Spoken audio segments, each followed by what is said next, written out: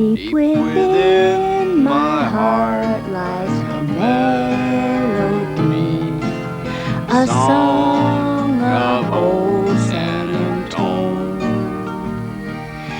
where in dreams I live with a memory beneath the stars all alone. For that moonlit path by the Alamo, and rose my rose of San Antone, and rose my rose of San Antone. In 15 minutes, the Lambeth Walk looks for the source of authority in the Anglican Church. A new series beginning after the news now from Maura Stewart.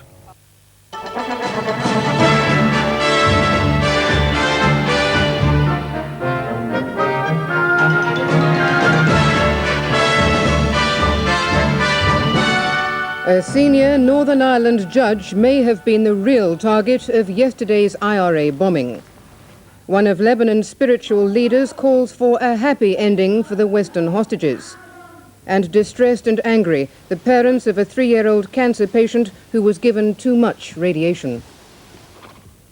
Good evening. A senior Northern Ireland judge may have been the real target of yesterday's bungled IRA attack. Judge Ian Higgins, his wife and daughter, ended their holiday in America on Friday. They flew home from New York and arrived at Dublin at 7:30 yesterday morning. On the same flight were Robert and Maureen Hannah and their young son, David. Nearly 3 hours later, the Hannahs were dead, their car blown up on the Dublin to Belfast road. Judge Higgins and family crossed the border shortly afterwards.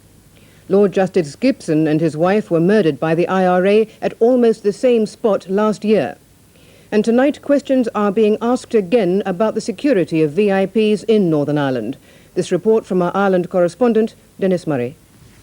The full devastating effect of the huge IRA bomb became apparent today. The Hannah family's Shogun Jeep was blown across the road and the full width of the field beyond. With wreckage scattered across a wide area as the police searched the scene for evidence, it was clear the Jeep had simply been blown apart. Judge Higgins had been on the same flight into Dublin Airport from America as the Hannahs, but he stopped just south of the border for half an hour. He and his wife and daughter were escorted by police on both sides of the border in a car which, according to the Irish authorities, could not have been mistaken for the Hannah's Jeep. He may have been the IRA's intended target. That's speculation, but if it's the case, there must be questions on how the terrorists knew his movements. There was a security review after the murder just 100 yards away on the same road of Lord Justice Gibson last year. And why were two such obvious targets for the IRA allowed to fly via Dublin? Judge Higgins' home, like those of all Northern Ireland judges heavily protected, was attacked by the IRA last year. Another judge, Andrew Donaldson, resigned from the Northern Ireland bench early this year after disagreements over his personal security arrangements. Catholic and Protestant parishes in the Hannah's hometown of Hillsborough and at Killeen on the border shared shock and grief at what had happened, but there was a note of hope. This morning we concluded our service with the Choose Life Peace Pledge and Peace Prayer, which the young people of the churches in this province initiated after Enniskillen. The murder of a father and mother with their young son in this district has, like the other murders committed here, shocked and saddened our entire community. The bomb had cut off the electricity so the organ wouldn't work, but the new music matched the mood of Catholics and Protestants united in sorrow. The family of a 3-year-old girl who received an overdose of radiation at the Royal Devon and Exeter Hospital say they're upset by the mistake and by the hospital's attitude, and they're angry that the first they heard about it was on television.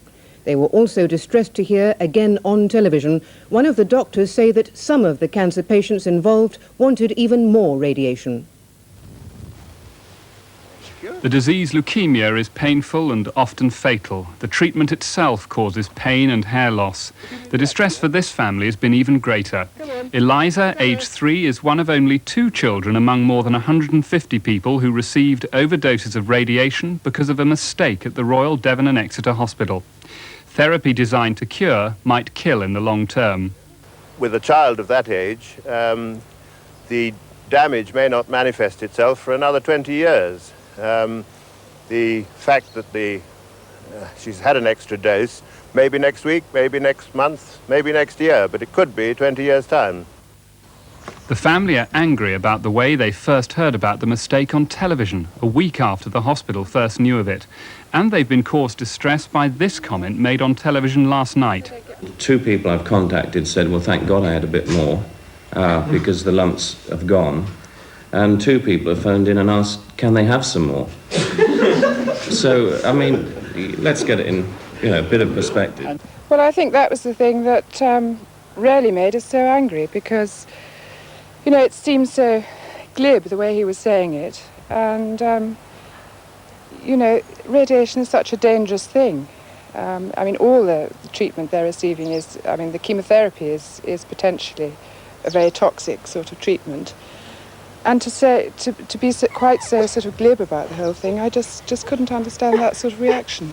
But at the hospital today, they say the remarks were taken out of context by the press. There have been 1 or 2 people who have made that comment. And it was only in relation to those comments that the doctor was responding. And certainly the way it was edited, that it gives the appearance that it was something that would apply generally, is something we very much regret and certainly wouldn't wish to convey. But those living with the consequences of this mistake are still finding it hard to come to terms with.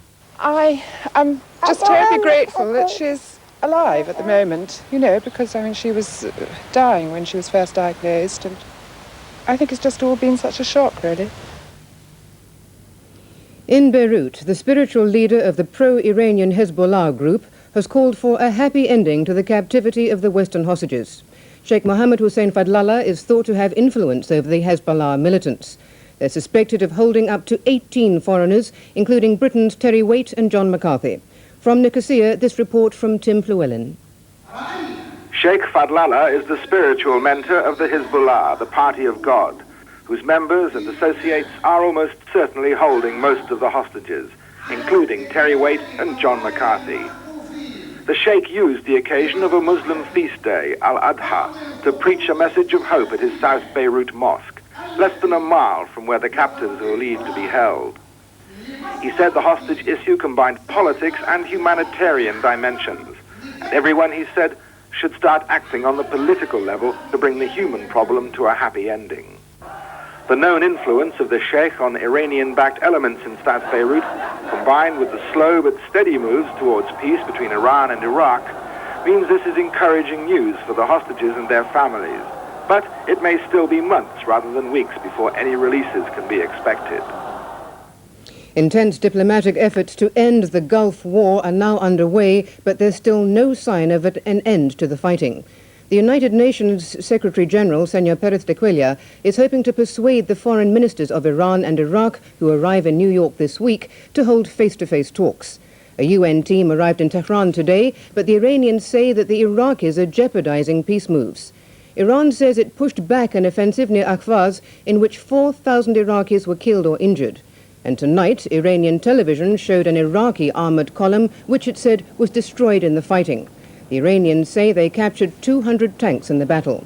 The Iraqis ridiculed the claims, saying their forces could have pushed much further if they'd wanted to capture territory. Keith Graves reports now from the Iraqi capital, Baghdad. The Iranian appeal to the United Nations to intervene to stop what they call savage aggression and the implied threat that Tehran will change its mind about accepting the ceasefire plan cuts no ice in Baghdad. The Iraqis believe the evidence from the battlefield is that the Iranians have little but words left. Those words today claimed the clashes were continuing, though the Iraqis say they are now withdrawing from Iranian territory back to the international border, bringing with them thousands more prisoners to use as bargaining counters in any ceasefire talks. Those prisoners claim the Iraqis are totally disillusioned with the war and the Iranian leadership, and had no stomach to prolong the fighting. The Iraqis say their weekend push into Iranian territory was designed only to take prisoners, and they have no territorial ambitions once every inch of Iraqi land has been recaptured. The bottom line, believe diplomats hereabouts, is that a ceasefire will take hold, if only because Iran has no choice and Iraq has much to gain. And behind all the huffing and puffing and jockeying for position, both nations desperately need the peace. The Muslim world is celebrating the Eid holiday today. Here in Baghdad there is much rejoicing, with displays amounting to hero worship for President Saddam Hussein.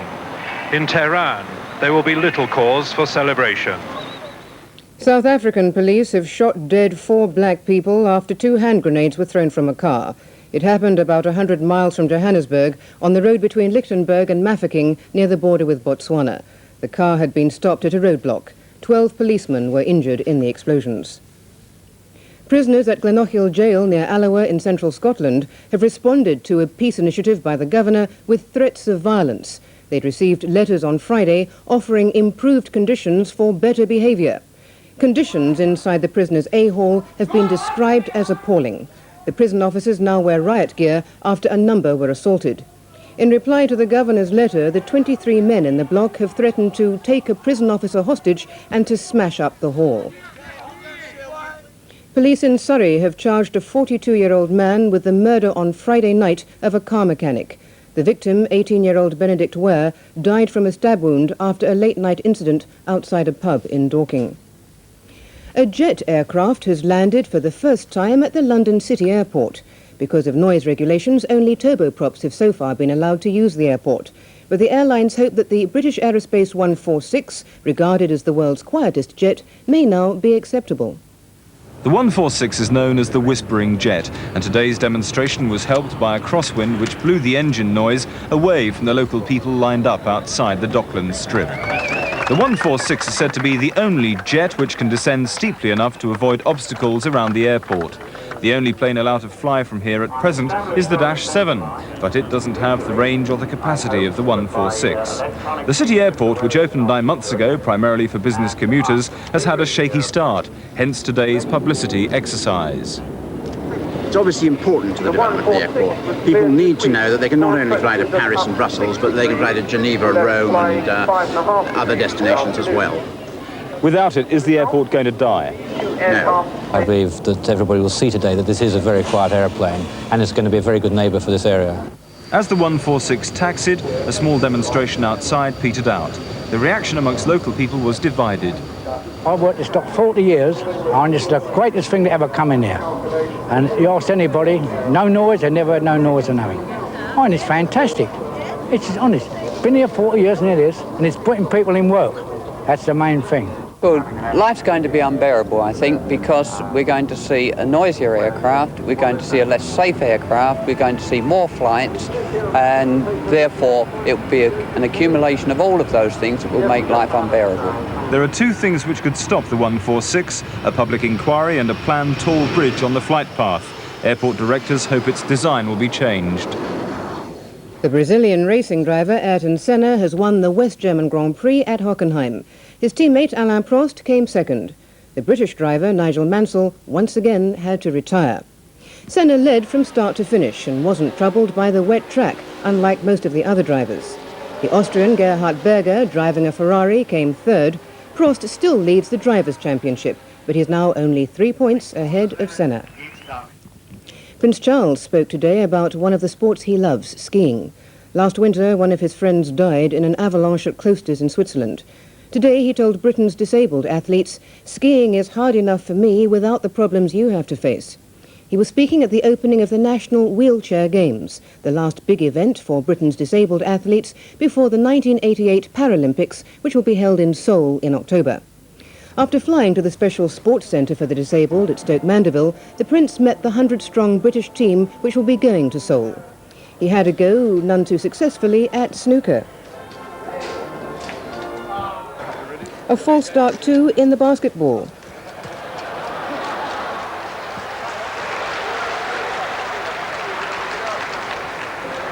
But eventually the Prince did get the game underway. And that's all from the newsroom this weekend. Good night.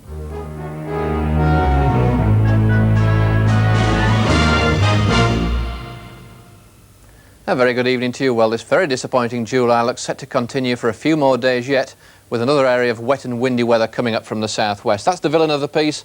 It's going to deepen and swing northeastwards to the north of Scotland by the middle of the day tomorrow. You can see these tightly packed isobars, a lot of wind to come. Now we can take a look at the wind analysis. That's the position at 1 o'clock in the morning, with the thicker arrows representing the strongest winds moving up through the Irish Sea.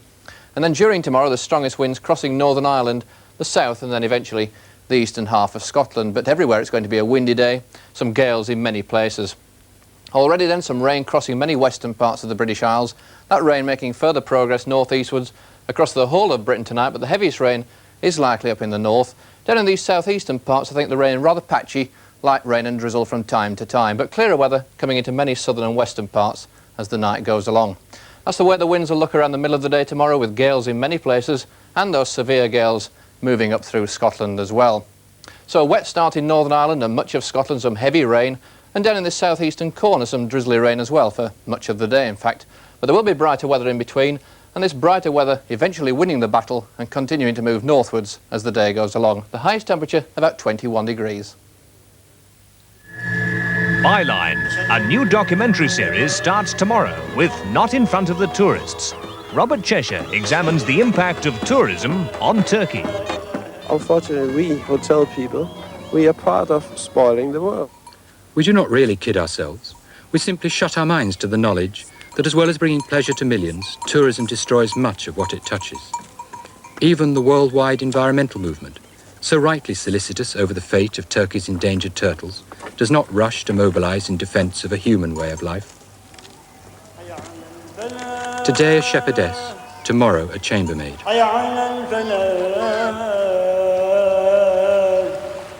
Within a few yards of the Turanç Mosque, tourism has achieved more secularization in 3 years than Ataturk, the founder of modern Turkey, imposed in 20. Robert Cheshire looks at the hidden cost of tourism in Byline, the first of a series of personal documentaries, tomorrow at 9:30 on 1. On 2 in a moment, part 3 of the drama serial Final Run. Here on 1, a brand new series, the Lambeth Walk. In the light of this month's gathering of some 500 Anglican church leaders, Bishop Richard Holloway talks to some of the leading members about the seat of Anglican authority.